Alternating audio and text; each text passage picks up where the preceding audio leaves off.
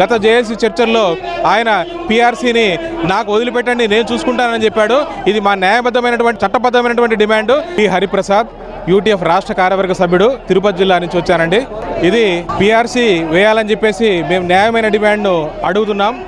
కానీ ఇది గత 5 సంవత్సరాలుగా గతంలో ముఖ్యమంత్రి ఆయన సొంత ఇష్టారాజ్యంగా కూర్చొని సజ్జల రామకృష్ణారెడ్డి ఇచ్చినటువంటి లేకంటే సలహాదారులు ఇచ్చినటువంటి కాగితాన్ని తీసుకొని ఇదే పీఆర్సీ అని చెప్పేసి కమిషన్ రిపోర్టు ఇవన్నీ ఏం లేకుండా చాలా దుర్మార్గంగా రివర్స్ పీఆర్సీని ప్రకటించాడు.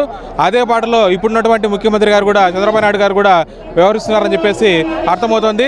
గత జేఏసీ చర్చల్లో ఆయన పీఆర్సీని నాకు వదిలిపెట్టండి నేను చూసుకుంటానని చెప్పాడు. ఇది మా న్యాయబద్ధమైనటువంటి చట్టబద్ధమైనటువంటి డిమాండ్. ఇది ముఖ్యమంత్రుల యొక్క దయాదాక్షిణ్యాల మీద వేసేటువంటి కమిషన్ కాదు.